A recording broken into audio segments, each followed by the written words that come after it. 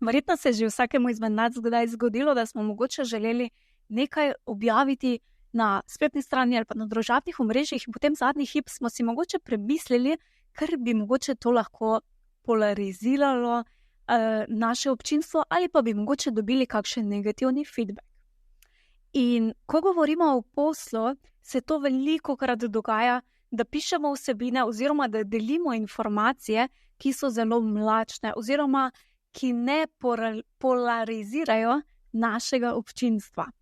Ampak pri tem se v bistvu treba zelo, zelo zavedati, da mlačno občinstvo je najdražje občinstvo. Ok, zdaj o čem govorim? Če je tvoje občinstvo zelo mlačno, potem te bodo mogoče poslušali, mogoče te bodo slišali, v resnici pa se nikoli ne bodo odločili za nakup, ker pač enostavno nisi dovolj jih ogrel oziroma ogrela za ta nakup. In pozor, tukaj ne govorim o kakšni manipulaciji, zavajanju ali čemur drugemu, govorim samo o tem, da ti jasno sporočaš, kaj počneš, imaš svoje vidike, jasno stojiš za tem, kaj počneš, kar bo pač pripomoglo k temu, da ta tvoja ponudba seveda ni za vse ljudi. Ker če delaš ponudbo oziroma če imaš ponudbo in se usmerjaš na vse ljudi, potem te nihče ne bo slišal. In to je ravno tisto mlačno občinstvo, od katerega ni rezultatov oziroma so zelo majhni. Torej, kako zdaj v bistvu potem polarizirati občinstvo, torej da se odločijo, ali si ti za njih ali pa ne. Tako enostavno, da v bistvu tudi ponudbe tako zastaviš, da ti je jasno določiš, komu ti služiš, komu ne služiš in da jasno skomuniciraš tudi svojo ponudbo, svoje prepričanja, svoje vodila in tako naprej. Tako da, če te je kdaj potem strah, da mogoče bo pa preveč tistih, ki bodo rekli ne tebi ali pa ki bodo mogoče ti pustili kakšen negativni komentar, ne rabiš skrbeti, ker to je v bistvu dober znak, da daš publiki jasno vedeti, da se odločijo, ali so za tebe ali ne.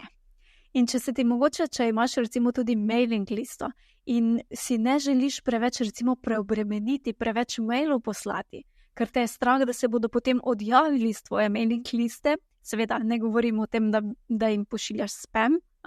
ampak če ti pošiljaš neke kakovostne novice in se nekdo izpiše iz tvoje mailing liste, iz katerega koli razloga,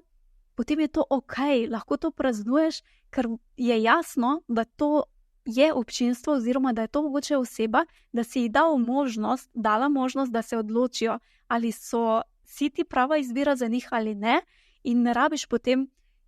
graditi tega mlačnega občinstva, ki je lahko zelo, zelo drago, ker mogoče recimo bo veliko potem na tvoji mailing listi prijavljenih na novice, vsi bojo zelo mlačni in pa ne bo potem na koncu dobenega nakupa kupcev, ti pa mogoče moraš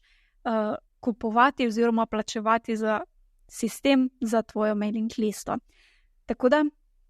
fajn je zmeraj imeti v mislih in te povabim, da če imaš kdaj ta pomislek, da je preveč za ljudi, da jih ne želiš odvrniti, da se bojiš, da se bodo odjavili ali da ti več ne bodo sledili na družabnih omrežjih, se zavedaj, da je mlačno občinstvo najdražje občinstvo.